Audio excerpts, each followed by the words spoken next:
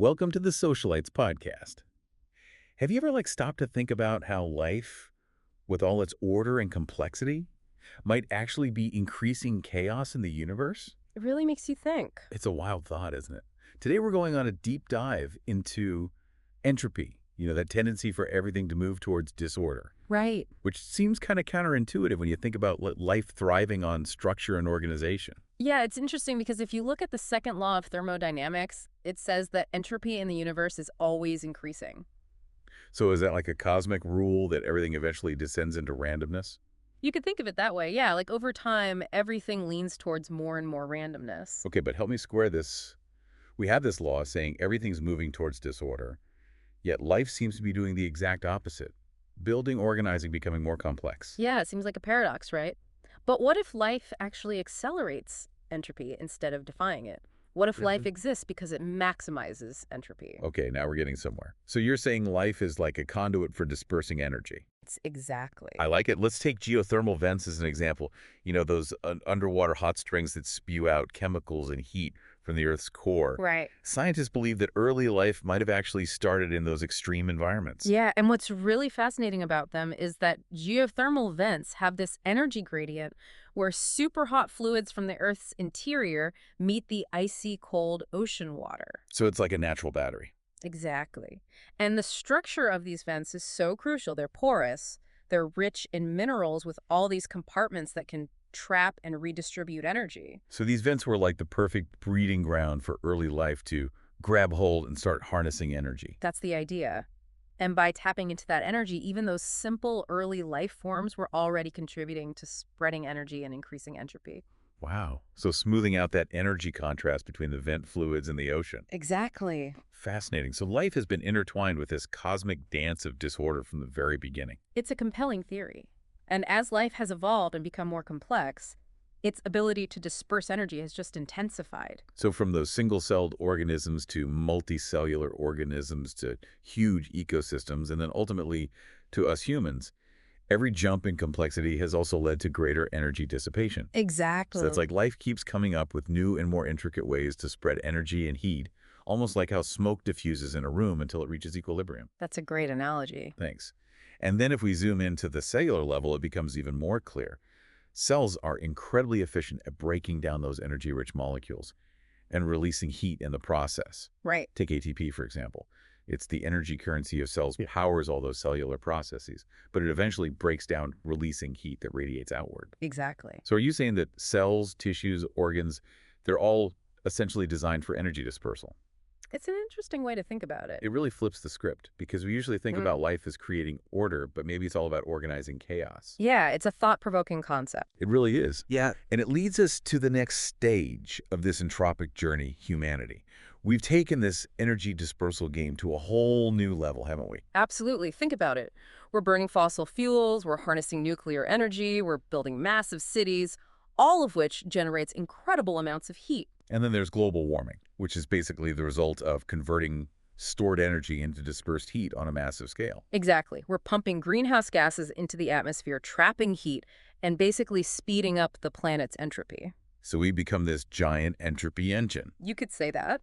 And our technology, our industries, even our wars, they all contribute to accelerating entropy. Even something destructive like a nuclear explosion, while devastating, represents a massive release and dispersal of energy. Right. That's a chilling thought. But it makes you wonder, yeah. are we just fulfilling some cosmic imperative to spread chaos as a species? It really raises profound questions about our role in the universe. What if the evolution of life isn't just about survival of the fittest, but about maximizing entropy on a universal scale? What if Earth itself is like this giant machine meticulously organizing its resources to reach maximum entropy, and life is just a tool in that grand scheme? Whoa, that's mind-blowing. So you're saying from those first single-celled organisms clinging to geothermal vents to us building cities and launching rockets, we're all part of this massive chaotic dance of energy dispersal. That's the hypothesis. And it leads to another question. Does the presence of resources like geothermal energy, sunlight, organic molecules make the emergence of life inevitable? Almost as if a planet with enough resources is destined to organize itself toward maximum entropy with life as the vehicle to achieve that. Are you suggesting that we're not just fighting for survival, but actually fulfilling a fundamental law of physics? It certainly challenges our perspective. This is some heavy stuff. We're going to dive deeper into this whole idea of life as an entropy machine after the break, exploring what it means for our understanding of evolution, human civilization, and our place in the vastness of the cosmos. So stay tuned. Welcome back. So before the break, we were talking about this really intriguing idea that life, instead of like resisting entropy, actually like pumps it up. Yeah, it's definitely a lot to think about. Yay. If we're all just little cogs in this big cosmic entropy machine, does that mean life is meaningless? Well, that's the big question, isn't it? It makes us rethink our ideas about purpose and order. Maybe the universe isn't trying to reach some perfect state, but actually embracing chaos is a fundamental principle. So instead of entropy being this destructive force leading to like decay and disorder, maybe we should see it as this creative force driving evolution and complexity. Yeah, exactly. Yeah. Picture this. The universe starts in a state of really low entropy, super ordered, compressed. Okay. And then the Big Bang happens. It's this huge release of energy, a massive surge in entropy. And ever since, the universe has been expanding, cooling down, dispersing energy. So basically, we're not just living in an entropic universe, but we're actively participating in the whole entropy thing. Exactly. And this brings us back to the idea of complex organisms as tools of entropy. Like, we humans are really good at taking energy from our environment and spreading it around. Yeah, we dig up fossil fuels, we split atoms, we build these sprawling cities that radiate heat. We're always finding new ways to unlock and spread energy. Right, and not always in the most sustainable ways. True global warming is a pretty stark reminder of that. Definitely. Yeah. Our impact on the planet really shows how life can boost entropy. We're changing Earth's systems, releasing tons of stored energy, messing with the planet's energy balance. So it's almost like Earth itself is going through this massive entropy increase, and we're a big part of that. That's a great way to put it. It suggests that even our most destructive actions like pollution and war are strangely in line with this fundamental cosmic drive towards disorder. So does that mean we're off the hook? Are we not responsible for what we do because we're just following some entropic script? Not at all. Understanding entropy doesn't mean we're not responsible. We still have choices. We can choose to use energy in sustainable ways and minimize our impact on the planet. So we have the power to influence how this whole entropy thing plays out. Absolutely. We're not just passive bystanders in this cosmic show. We have agency. We can make choices that either speed up entropy in destructive ways or find ways to work with it harmoniously. So even though entropy is this universal force pushing everything towards disorder, we still have a say in how we participate in the process. That's right. We can't escape the laws of physics, but we can choose how we apply them. We can choose to be mindful of our impact, find ways to live sustainably, and use our understanding of entropy to guide us toward a better relationship with our planet and the universe. It's like instead of being afraid of entropy, we could embrace it as a challenge, something that pushes us to be more creative, more resourceful, and more responsible in how we use energy and manage our impact on the world. Yeah, that's a great way to think about it. It's all about finding that balance between our drive to create order and the universe's tendency toward chaos. And in a way, that's what life is all about, navigating that delicate balance between order and disorder. Exactly. This whole conversation has been so thought-provoking. It's really changed how I see life, the universe, and everything. I'm glad to hear that. It's so important to challenge what we think we know and explore new ways of understanding the world.